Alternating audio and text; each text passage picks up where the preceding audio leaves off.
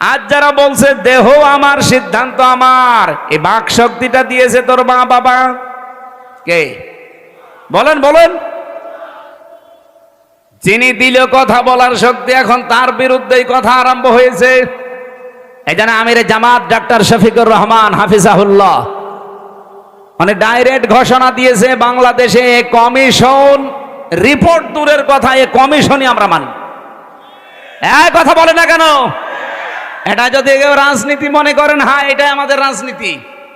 কোরআন সুন্নাহ বিরোধী কোনো কাজ এই দেশে হওয়ার জন্য আমরা জীবন দেইনি। যারা বসে আছেন আমাদের জীবনের ওপরে বসে আছেন, আপনার ছেলে মেয়ে জীবন দেয়নি। আপনি 318 পৃষ্ঠার এই বইটা পড়েন, এই যে নারী কমিশন বানিয়েছে, যেটা পুরাটা পড়ে দেখেছি আমি। এখানে আমার দৃষ্টিতে প্রত্যেকটা পয়েন্টে তারা ভুল করেছে, আর অধিকাংশগুলো আল্লাহর কোরআনের আয়াতের বিরুদ্ধে লিখেছে। ওরা 3 নাম্বার পয়েন্টে এটা লিখেছে যে দেহ আমার সিদ্ধান্ত আমার, এটা কোরআনের আয়াতের বিরুদ্ধে। সূরা আরাফ এটা 8 নাম্বার পারা 16 নাম্বার পৃষ্ঠার 12 নাম্বার লাইনের 54 নাম্বার আয়াতে আছে, মাঝের অংশে পাবেন আলা লাহুল খালকু ওয়াল আমরু। আল্লাহ বলেন এ পৃথিবী বানিয়েছি আমি, সিদ্ধান্ত দেবে কে? আর ওরা বলছে দেহ আমার সিদ্ধান্ত আমার। আরে ভাই, দেহ আপনার মানে? আমার এই যে 33 বছর বয়স, 34 বছর আগে আমির হামজা নামে কোন অস্তিত্ব ছিল? আসতে বলেন।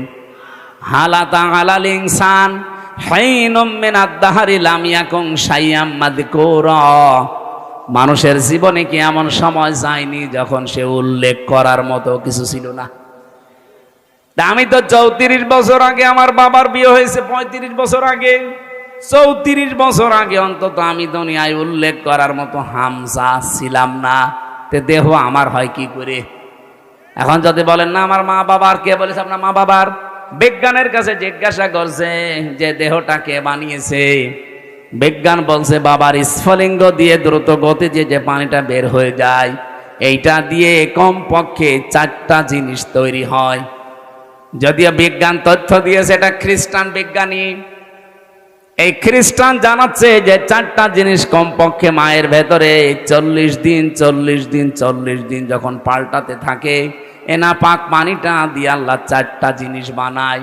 ওরা তো আর আল্লাহ বলে স্বীকার করে না, বলে গড। কি বলে?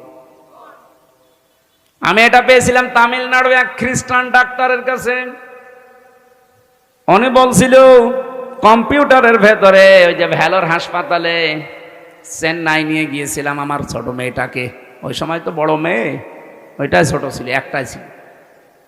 বলছিল রক্ত, গোশত, চর্বি আর চামড়া, মায়ের রেহেমের ভেতরে যে নাপাক পানিটার থলি আছে, ফিকরারি মাকিন বলা হয় যেটাকে, ওখানে একটা সুরক্ষিত জায়গা, একটা নাপাক পানি আছে। ওই পানির ভেতরে এই পানি যে মিশ হয়, ওটা দিয়ে আল্লাহ আরো 4টা জিনিস বানায়, চুল, রগ, হাড় আর পর্দা। 8টা জিনিস যখন এক হয়, তখন মাটির নির্যাস থেকে যে আমরা বলি যে আল্লাহ মানুষ বানিয়েছে কি দিয়ে? না, সরাসরি মাটি দিয়ে বানিয়েছে আদমকে। আর আমাদেরকে আল্লাহ মাটি দিয়ে বানাননি, তামাম পৃথিবীর সব মানুষকে আল্লাহ বানিয়েছে মাটির নির্যাস দিয়ে। এখন যদি এখানে জিজ্ঞাসা করা হয়, খালি আলেমরা বাদ দিয়ে আমার মনে হয় অধিকাংশ মানুষ বলতেই পারবে না যে মাটি বানিয়েছে কি দিয়ে? মশলা দিয়ে।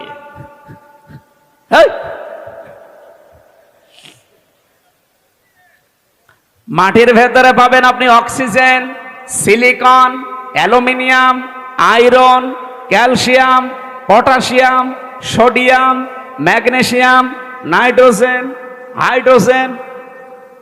ওদিকে 4 4 8টার মাটির উপাদান থেকে যদি 10টা হয়, 8 আর 10 কয়টা হয়? বলেন বলেন।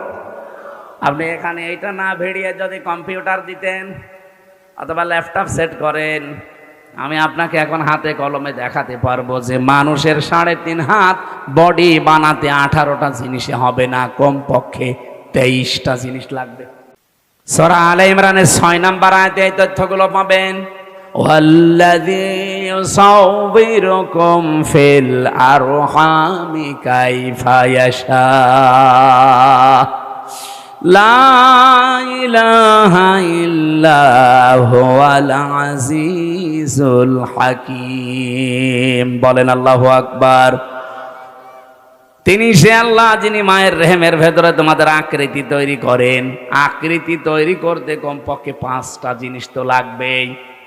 এই তথ্যটা এবার পাবেন সূরা নাহলে 14 নম্বর পারা 14 নম্বর পৃষ্ঠা 13 নম্বর লাইনের 78 নম্বর আয়াতের মাঝে আছে وَجَعَلَ لَكُمُ السَّمْعَ وَالْأَبْصَارَ وَالْأَفْئِدَةَ ইলা আখির আয়াত। আল্লাহ পাক বলেন শ্রবণ শক্তি, দর্শন শক্তি, বাক শক্তি, আকেল শক্তি, ঘ্রাণ শক্তি এগুলো আমি আল্লাহ আমার রব নামের কারণে দিয়েছি। আমরা ওদিকে 4 4 8 পেয়েছিলাম মার বাবার থেকে, মাটির উপাদান 10 কত হয়? আমার আল্লাহ নিজে রব নামের কারণে আমাদেরকে ভিক্ষা স্বরূপ দিয়েছেন 5টা। 8 5 13 আর ওদিকে 10, এই 23টা যখন পুরাপুরি এক হয় তখন পূর্ণাঙ্গ মানুষ তৈরি হয়। কিন্তু এই 23টার ভিতরে 2টা 1টাও যদি কম হয় ও জীবনেও পূর্ণাঙ্গ হয়ে আর আসতে পারবে না, তখন অপূর্ণাঙ্গ হয়ে আসবে। আল্লাহ যদি তাদেরকে বাক শক্তি না দিত তাহলে তারা কথা বলতে পারতো না। আজ যারা বলছে দেহ আমার, সিদ্ধান্ত আমার, এই বাক শক্তিটা দিয়েছে তোর মা বাবা কে? বলেন বলেন।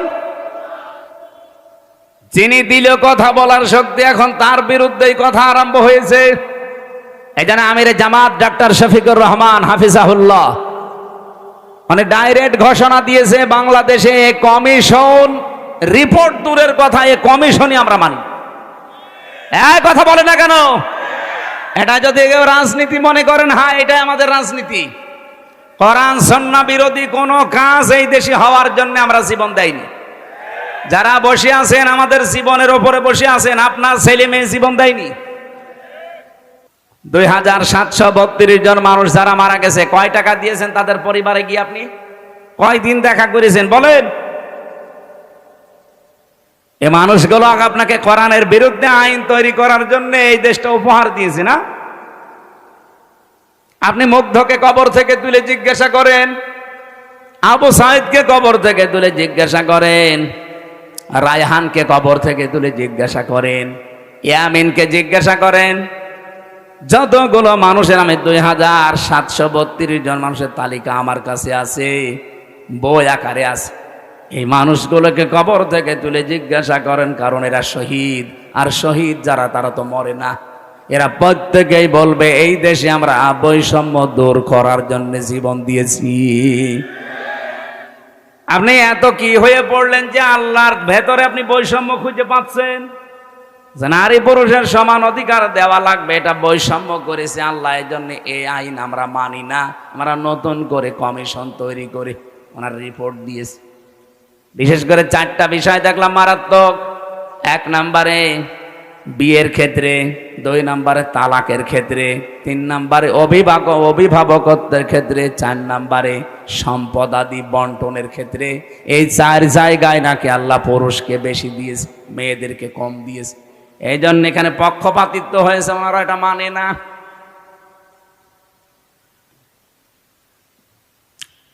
আমরা স্পষ্ট ভাষায় তাফসীর মাহফিলে রেকর্ড হয়, তামাম দুনিয়া যাচ্ছে, সবাইকে আহ্বান জানাচ্ছি, আগস্টের 5 তারিখ কিন্তু শেষ হয়ে যায়নি।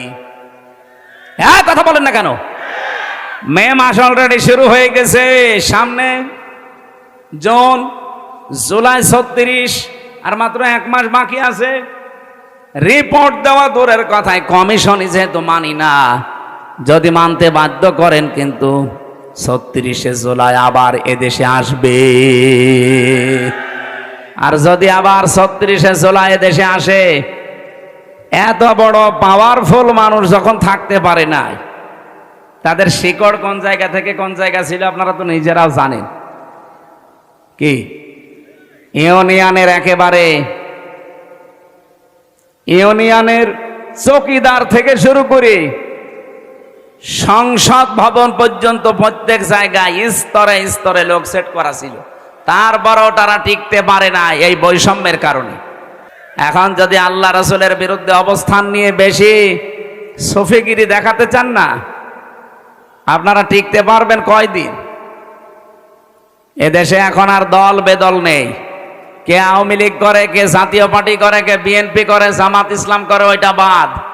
এখন আমরা দেখি আল্লাহর কোরআনে হাত দিয়েছে। কথা বলেন, প্রকাশ্য হাত দিয়েছে। পুরা বইটা আমি শেষ করেছি। কি আশ্চর্য, মানুষ এত সাহস দেখায় কি করি?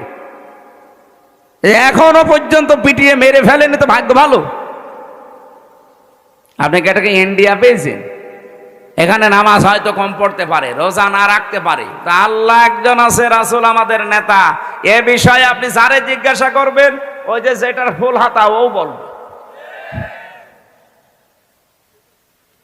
আবার লজ্জা পাচ্ছে। আপনার লজ্জা কিসে?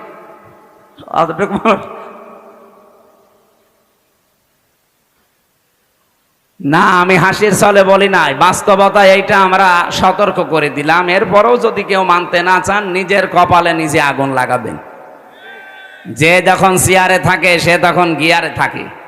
চেয়ার পেয়েছেন তো গিয়ারে আছেন, টের পাচ্ছেন না কিছু।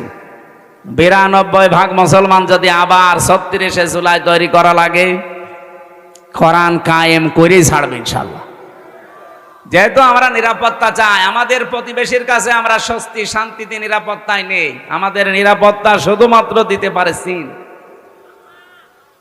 কে বলেন? বলেন।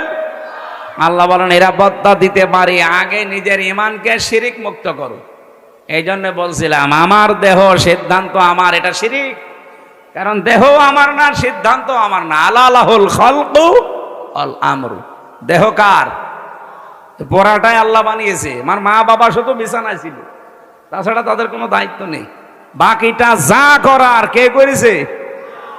এই জন্য উনি যেহেতু বানিয়েছে, সিদ্ধান্ত ওনার হবে, আর এইটাই বাস্তবসম্মত।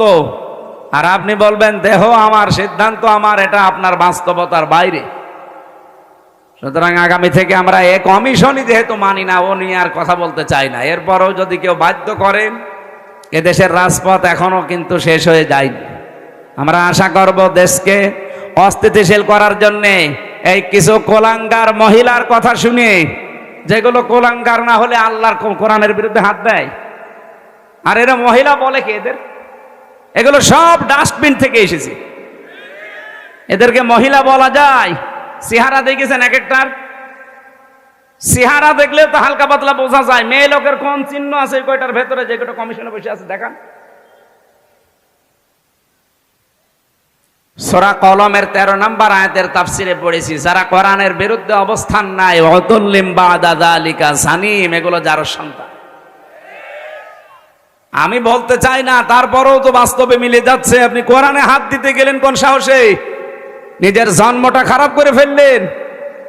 আশা করছি আপনারা থামবেন, এরপরে কপালে যা আছে আল্লাহ করবে। এই জন্য আমরা শান্তি, স্বস্তি, নিরাপত্তা যদি আল্লাহর পক্ষ থেকে বাংলাদেশ পেতে চাই, বহির্বিশ্বের যে এখন আন্তর্জাতিক ষড়যন্ত্রগুলো চলছে, অলরেডি যেহেতু দাঙ্গা মোদি লাগিয়ে দিয়েছে, এ বাতাস আসতে কিন্তু বেশি দেরি হবে না। এই কথা বললেন না? আপনি বাস্তবতা কিছু বোঝার চেষ্টা করেন। আমরা শান্তি, স্বস্তি, নিরাপত্তা পেতে চাইলে ঈমান যাই আছে, ঈমানের সাথে যেন শিরিক মিশ্রণ না হয়। যেহেতু আল্লাহর আইনের সাথে অন্য কোনো আইন মিশ্রণ করা শিরিক, সুতরাং এই দেশে আল্লাহর আইনের বাইরে কোনো আইন আমরা চলতে দিতে পারি না। তাহলে দেশটা নিরাপত্তাহীন হয়ে যাবে। আমরা চাই দুনিয়া যার, আইনও চলবে। এ কথার সাথে দ্বিমত আছে কারো? আবার ভাইরা, নামাজ যদি আপনার কমও থাকে, রোজা আপনার কম হয়েছে, পর্দা পশিদা কম হয়েছে, কিন্তু ঈমানটা যদি সত্যি আপনি পরিষ্কার রাখতে পারেন, আকীদা যদি আপনি বিশুদ্ধ হতে পারে, অল্প কিছু করলে আপনাকে আমার আল্লাহ নাজাত দিয়ে দেবেন। আখলিস দীনাকা ইয়াকফিকাল আমালুল কলিল। তোমার ঈমানকে খাঁটি করো, অল্প আমলে নাজাতের জন্য এইটাই যথেষ্ট হয়ে দাঁড়াবে। আল্লাহ হাদিসটা মেনে চলার তৌফিক দিন, বলেন আমিন। ও বাংলার মুসলমানেরা, যে হাদিস পড়ে ব্যাখ্যা করছিলাম, যে জিনিস আমার না ওটা যদি জোর করে আমি নিজের আয়ত্তে রেখে দেই, আমি ওই দিন থেকে নবীর উম্মত আর। সুতরাং আগস্টের 5 তারিখের পরে কাউ যদি এই কাজ করে থাকেন, কারো চরিত্র যদি এরকম সমস্যা থাকে, আগে ওটা ফেরত দিয়ে দেন। এটাকে আমি ইনাকে বললাম, আপনাকে বললাম, যে করেছেন তারে বলেছি।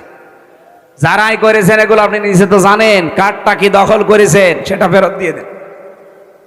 হ্যাঁ, যদি আপনার জিনিস এতদিন দখল হয়ে যায়, ওটা যদি আপনি ফেরত পেয়ে থাকেন, আপনার অসুবিধা নেই।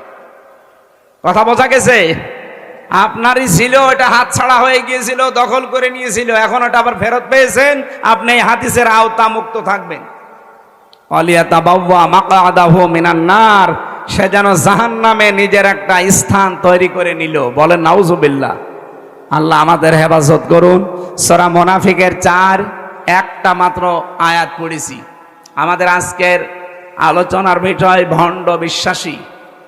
বাংলাদেশে নেই, আছে মানে নবীজি ইন্তেকালের আগে কিন্তু এই কথা জানিয়েছেন যে ভণ্ড বিশ্বাসী, যেটা আরবিতে বলা হয় মুনাফিক, বাংলায় কি বলে? কপটতা, ভণ্ড বিশ্বাসী, লোক দেখানো। এই মানুষগুলো পৃথিবীতে কোনো ইহুদির ভেতরে তৈরি হবে না, খ্রিস্টানের ভেতরে হবে না, মুশরিকদের ভেতরে মুনাফিক তৈরি হবে না। মুনাফিক যদি তৈরি হয় দুনিয়ায়, শুধুমাত্র তৈরি হবে মুসলমানদের ভেতরে। যেহেতু আমরা এদেশে এখন 92%, এই জন্য মুসলমানদের ভেতরে মুনাফিক তৈরি হওয়ার সম্ভাবনা বেশি। আমি আবার মুনাফিক হয়ে গেলাম না তো?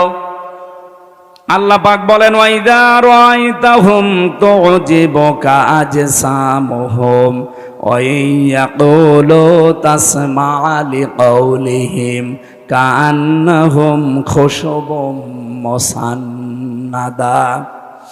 হে নবী, আপনি যখন মুনাফিকদেরকে দেখবেন, যেহেতু মুনাফিকের এই জাতটা অন্তরের সাথে সম্পৃক্ত, দেখলে আপনি নিজে পর্যন্ত আশ্চর্য হয়ে যাবেন যে এ কি গো, এটা আমার চাইতেও বড় বুজুর্গ।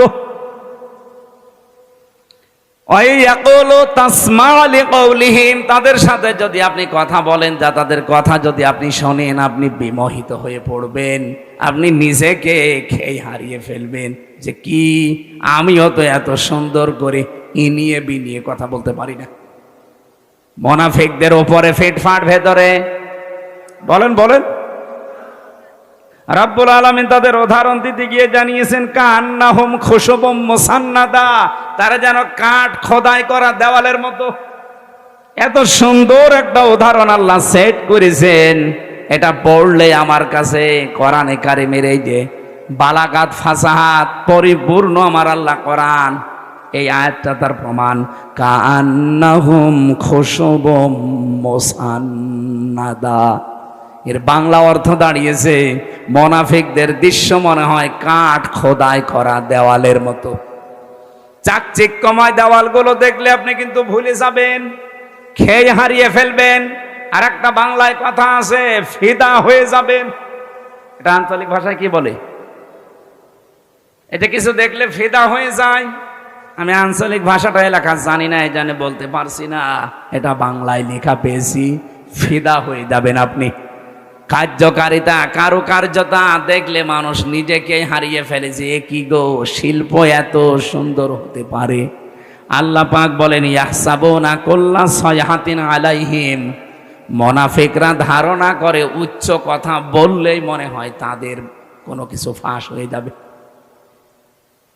হুমুল আদব্য, তাদেরকে শত্রু হিসাবে চিহ্নিত করে রাখবেন। আমি কোন কয়েকটা বলছি। ফাহজারহুম, তাদের থেকে সতর্ক থাকবেন। ক্বাতালাহুমুল্লাহ, এইটা বিশ্বাস করে রাখবেন যে আল্লাহ নিজে তাদেরকে হত্যা করবে, শাস্তি দেবে, কতল করবে। আন্না ইউফাকুন, কোথায় তারা ফিরে যাচ্ছে, এটা বাংলা অর্থ ছিল। এবার এই যে 3টা শব্দের ভেতরে গুরুত্বপূর্ণ শব্দ হচ্ছে ইয়াহসাবুনা, তারা ধারণা করে, মনে করে, কুল্লা সাইহাতিন আলাইহিম, উচ্চ কোনো কথা বললেই মনে হয় তাদের চরিত্র ফাঁস হয়ে যাবে। যেহেতু মুনাফিক এটা নিকৃষ্ট আল্লাহর কাছে, রসুলের কাছে এত নিকৃষ্ট, কোরআনে আল্লাহ উদাহরণ দিতে গিয়ে জানিয়েছেন মুনাফিক জাহান্নামে যাবে কাফেরদেরও নিচে। বলেন তো আবু জেহেল মোনাফিক না কাফের? ফেরাউন মোনাফিক না কাফের? বলেন বলেন।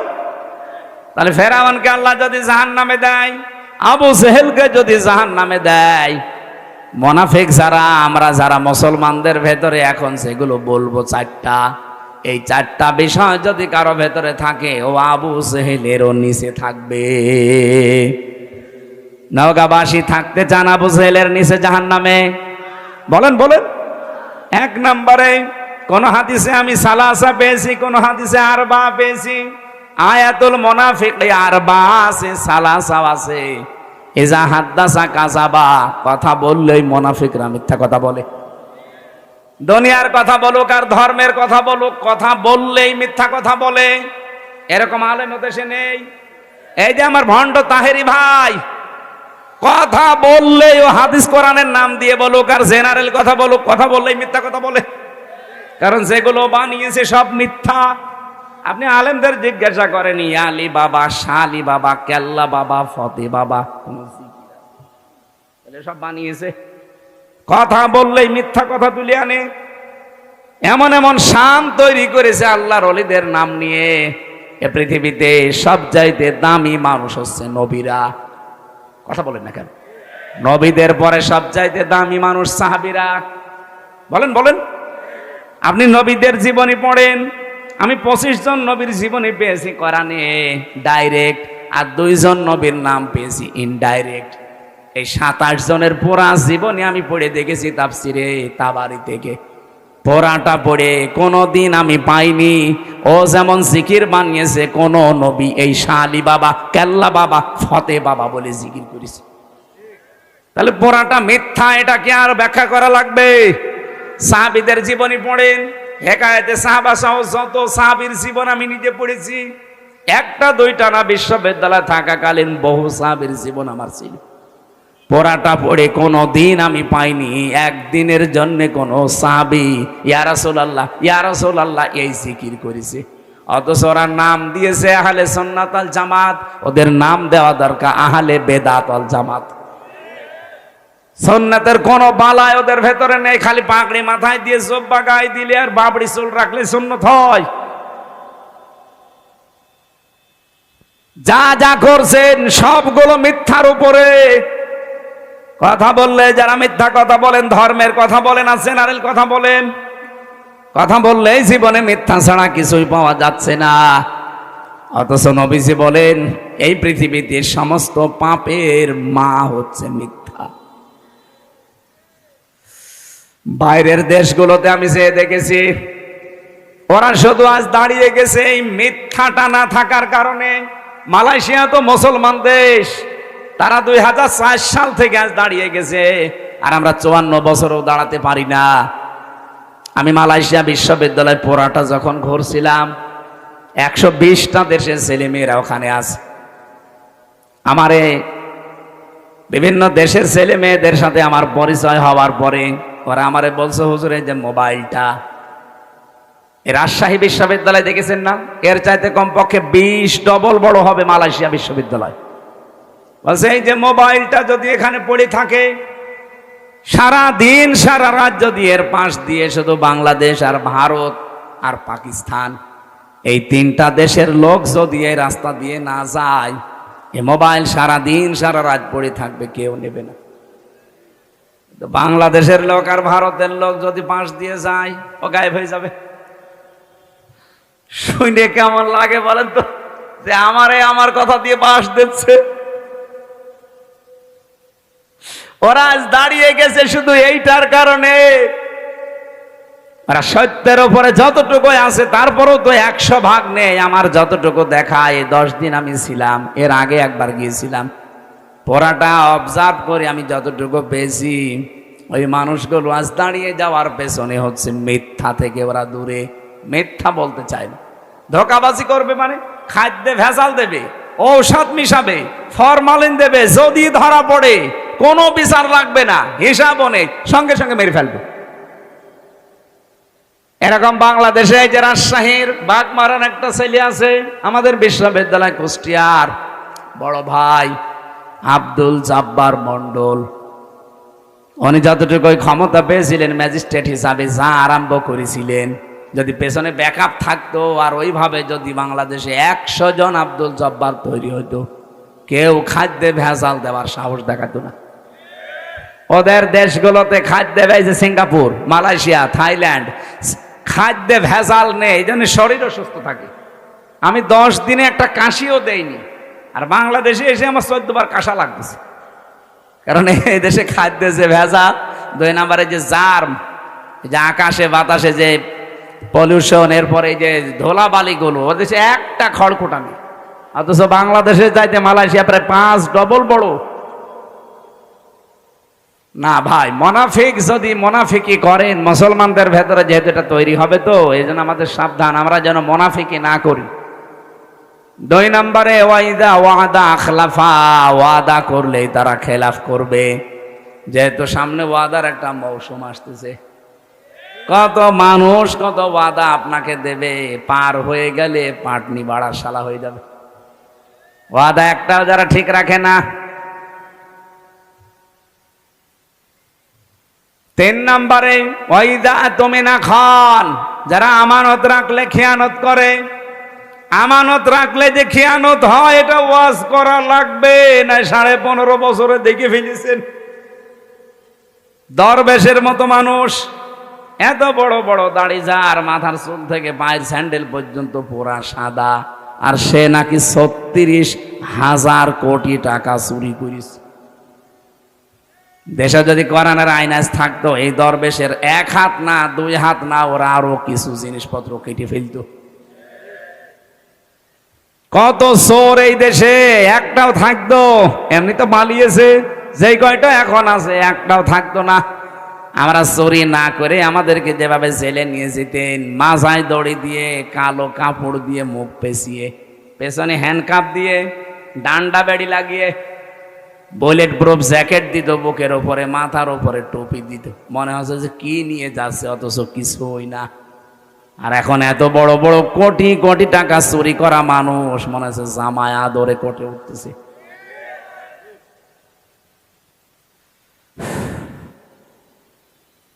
এই চোরগুলো যা করেছে, ওদের সাথে যারা মিশত, এই মানুষগুলো এখন আশ্চর্য। কে সেদিন একজন কাঁদছিল, এনবিআর এর চেয়ারম্যান মনে হয়, এত টাকা মানুষ পাচার করতে পারে, এগুলো সব রাষ্ট্রীয় সম্পদ ছিল না? বলেন বলেন। হযরত ওমর বলেন, একবার আমি রাষ্ট্রের হিসাব করছিলাম, মোমবাতি ধরিয়ে অথবা শলাকার উপরে জয়তুনের তেল লাগিয়ে আমি একটা হিসাব করলাম। হঠাৎ করে দেখি রাতের বেলা দেশের প্রধান বিচারপতি হযরতে আলী আমার বাড়িতে আসার পরে সালাম দিয়ে জিজ্ঞাসা করলাম, প্রধান বিচারপতি, আপনি কি এসেছেন রাষ্ট্রের কোনো কাজ না নিজের কোনো কাজ নিয়ে? হযরতে আলী বলে, খলিফা, আমি এসেছি আমার পারিবারিক একটা সমস্যা নিয়ে। হযরত ওমর সঙ্গে সঙ্গে বাতিটা লিভিয়ে দিলেন। হযরতে আলীর মন খারাপ হয়ে গেল, কি গো, আমি দেশের প্রধান বিচারপতি, আমি এসেছি দেশের প্রধানমন্ত্রীর কাছে, আমারে দেখলে তো আরো আলোক সজ্জা বেশি করবে। আর একটা জয়তুনের তেল দিয়ে লম্ফ জ্বালানো ছিল, বাতি ওইটাও দিল লিভিয়ে, এখন তো অন্ধকার হয়ে গেল, আমি কি বলতে যে কি বলবো। হযরত ওমর ডাক দিয়ে বলে, প্রধান বিচারপতি আলী, মন খারাপ করবেন না, আমি আপনাকে আগেই জিজ্ঞাসা করেছি আপনি কি এসেছেন আপনার ব্যক্তিগত কাজে না পারিবারিক কাজে না রাষ্ট্রীয় কাজে? আপনি নিজেই বলছেন না আমি পারিবারিক কাজে এসেছি। আমি যে হিসাব করছিলাম এটা রাষ্ট্রের তেল পুড়িয়ে রাষ্ট্রের জনগণের হিসাব।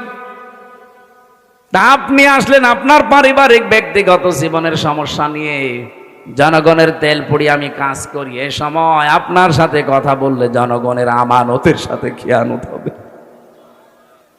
হযরতে আলী বলেন, এই দিন থেকে ওমরের প্রতি রাগ না মহব্বত যা ছিল, ভালোবাসা, এগুলো আরো আল্লাহ বৃদ্ধি করে দিয়েছে। দেশের 1628 জন মানুষ যদি এভাবে আমরা তৈরি করতে পারতাম, আজ বাংলার মুসলমানেরা সুযোগ আল্লাহ সব সময় দেয় না, 54 বছর পর একটা সুযোগ অলরেডি দিয়েছে। এবার যদি হাতছাড়া হয়ে আবারও চোর ডাকাত আবার এসে যায়, 100 বছরে সুযোগ আর পাবেন না। আমি বলছি না আপনি এই লোকটাকে দেন, এই লোকটাকে দেন না। আপনি এমন মানুষকে আপনার রায়, আপনার সিদ্ধান্ত, আপনার ভোট, আপনার আমানতটা দেবেন যে লোকটা পেলে আল্লাহর কাজ করবে, রাসূলুল্লাহর কাজ করবে, মানবতার কাজ করবে। আর যদি না নিজেই মারিং কাটিং এর উস্তাদ হয়, আপনার নিজের কপালে নিজে কোড়াল লাগাবেন না। সূরা হুদের ৯৮ নাম্বার আয়াতটা বাড়িতে আজকে পড়বেন। ইয়াকদুমু কওমাহু ইয়াউমাল কিয়ামাতি ফাআওরাদাহুমুন নার ওয়া বিসাল ওয়িরদুল মাওরুদ। আল্লাহ পাক, এটা বাংলা অর্থ হচ্ছে যেই দলের নেতা জাহান্নামে যাবে ওই দলের অনুসারী কর্মী সব তার সাথে জাহান্নামে যাবে। এটা আমি বানালাম। সূরা হুদ ১২ নম্বর পারা ১২ নম্বর পৃষ্ঠার ১ম নম্বর লাইনের ৯৮ নম্বর আয়াত। বাংলাদেশে যত তাফসীর আছে, বাংলা ইংরেজি যা পাবেন দেখেন এইটা লেখা আছে। যদি এটা ফেরাউন সম্পর্কে আল্লাহ নাযিল করেছে, কিন্তু কোরআন তো শুধু ফেরাউনের জন্য না, তামাম দুনিয়ার জন্যে। যেই দলের নেতা জাহান্নামে যাবে ওই দলের কর্মী অনুসারী যা আছে তার পেছনে সব যাবে জাহান্নামে। আপনি এখন কোথায় যাবেন নিজেই ভাবেন। ৪ নাম্বারটা যেটা বলতে চাই, এটা অনেকে আমরা বলতে চাই না, এইটাও আছে ৪ নাম্বারে হাদিস, যে মুনাফিক তারা যারা কথা বললেই, কারো সাথে একটু ঝগড়া হলেই কথার আগেই গালি দেয়। এদেশে তো নেই। সেদিন আমি পাবনায় না কোন জায়গায় যেন যাবার সময় দেখি বরফ বিক্রেতা, ওই যে আইসক্রিম বিক্রি করে, ২ মহিলা মনে হয় ঝগড়ার সময় গালি দিচ্ছিল, মোবাইলে রেকর্ড করিস। এমন গালি, একবারে 1 থেকে Z পর্যন্ত পুরা গালি, ৮-১০ মিনিট রেকর্ড করে আবার বরফ বিক্রি করছে ওই মোবাইলের সাথে, কিভাবে মেমোরি কার্ডে সেট করে মাইকে ছেড়ে দিয়েছে। জোরে বাবা, গালি মানুষ এইভাবে দিতে পারে? বুড়ো বুড়ো এরকম মানুষ দেখি, যুবক ছেলে যুবতী মেয়ের সামনে তার মাকে গালি দেয়। এরকম বুড়ো দেশে নেই? আপনি মানুষ? হ্যাঁ, মুরব্বী যারা আছেন নিজের স্ত্রীকে গালি দেন, কারা হাত তোলেন তো। এই এলাকায় মানে এই ওয়াজ করা ঠিক হচ্ছে না, কারণ আল্লাহর ওলি বসে আছে। না, গালি দেবেন। সম্মানিত মা বোন যারা এসেছেন, সম্মানিত মা বোনদেরকে বলছি, এদিকে তাকান। আপনি শুধু মনে করেন যে আমি নামাজ পড়ে রোজা রেখে কালো বোরকা পরে জান্নাতে চলে যাব, না। স্বামী যাদের আছে জায়েজ কথাগুলো মেনে তাদের খুশি রাখবেন, না জায়েজ কথা মানার দরকার নেই। হযরতে খাদিজা জীবনে ১ ওয়াক্ত নামাজ পড়েননি, একটা রোজা রাখেননি, জীবনে একদিনের জন্য পর্দায় ছিলেন না, কারণ এই বিধানগুলো নাজিল হয়েছিল সব তার ইন্তেকালের পরে। অথচ আল্লাহ তাকে নিজে সালাম দিয়েছে, তাকে এই পৃথিবীতে জান্নাতে ঘর বানিয়ে সুসংবাদ পাঠিয়েছে। একটাই মাত্র কারণ, জীবনে কোনোদিন তিনি একটা দিনের জন্য স্বামীর মনে দুঃখ দেন। এখানে আমরা যারা স্বামী বসে আছি, একেবারে আল্লাহর দিকে তাকিয়ে বুকে হাত দিয়ে বলতে পারবেন যে জীবনে কোনোদিন আমি একদিনেও স্ত্রীর কাছ থেকে কোনোদিন দুঃখ পাইনি? দেখেন, একটা স্বামী হাত তুলতে পারল না। স্টেজে এত বড় বড় হুজুর বসে আছে, কেউ পারছে না। এক মুরব্বী হাত তুলেছে, বউ আছে, থাকতে পারে, আলহামদুলিল্লাহ। ওনার বউ যদি এরকম থেকে থাকে আলহামদুলিল্লাহ। মা বোন যারা এসেছেন, আপনি চিন্তা করে বলেন, এখানে হাজার হাজার স্বামী, একটাও আমরা হাত তুলতে পারলাম না। আমিও পারি না, কি করে তুলবো? মিথ্যে কথা বলবো কি করে? পারবো না। এই জন্যে আপনাদেরকে আমি সতর্ক করছি, আপনার আদর্শ যেন খাদিজাতুল কুবরার মতো হয়। আর টানতে পারছি না, আমার গলা বসে যাচ্ছে। এই আয়াত আবার সামনে আসলে আমরা আবার কথা বলবো। আমার লিখিত জেলখানার একটা বই ছিল মেয়েদের ওপরে, দাম্পত্য জীবনে যে সমস্ত কলহগুলো, সমস্যার সমাধান করার জন্য আমি বই লিখেছিলাম, দেখে দেখে একেবারে বাস্তব। গাড়ি কোথায়? এই যে এটা গাড়ি না, এই গাড়ি থেকে মেয়েদের জন্য নিয়েছেন, কাজে লাগবে। আল্লাহুম্মা আমিন। লা হাওলা ওয়ালা কুওয়াতা ইল্লা বিল্লাহিল আলিয়্যিল আযীম। লা হাওলা ওয়ালা কুওয়াতা ইল্লা বিল্লাহিল আলিয়্যিল আযীম। মুনাফিকের যে জারগুলোর কথা শুনলাম, আল্লাহ আমাদের ভেতর থেকে বের করে দাও। আজকের মাহফিলের আলোচনার সওয়াবগুলো নবীজির রওজায় পৌঁছিয়ে দাও। মাটির নিচে যারা ঈমান নিয়ে ঘুমিয়ে আছে এদেরকে ক্ষমা করে দাও রব্বুল আলামিন। এই আয়োজনে যারা শরীক আছে এই মানুষগুলো তুমি মেহেরবানি করে কোরআনের ইজ্জতে কবুল করো। মা বোনদেরকে তুমি খাদিজাতুল কুবরার মতো বানিয়ে দাও। আগামীতে এই অনুষ্ঠানটা কোরআনের জন্য আরো বড় করে কবুল করে নাও। পাড়ইল আলিম মাদ্রাসা আল্লাহ কিয়ামত পর্যন্ত দিনের মার্কাজ হিসাবে কবুল করে নাও। কয়েকদিন পরে আমার একটা অনুষ্ঠান আছে ভারসই, ওখানে কোরআনের কথাগুলো সঠিকভাবে তোমার বান্দা বান্দীদের সামনে বলার তৌফিক আমাকে দিও। এলাকায় মাটির নিচে কত মানুষ ঘুমিয়ে আছে, কোরআনের ইজ্জতে এদের মাফ করে দাও। মাহফিলের সভাপতি আমার বাবুল চৌধুরী ভাইকে মাফ করো। প্রধান অতিথি জনাব আব্দুর রকিব ভাইকে মাফ করো। বিশেষ অতিথি যত মানুষ আমরা এসেছি জীবনের গুনাহগুলো মাফ করে নেকি বানিয়ে দাও। বারাকাল্লাহু লানা ওয়া লাকুম ফিল কোরআনিল আযীম। আলহামদুলিল্লাহি রাব্বিল আলামিন।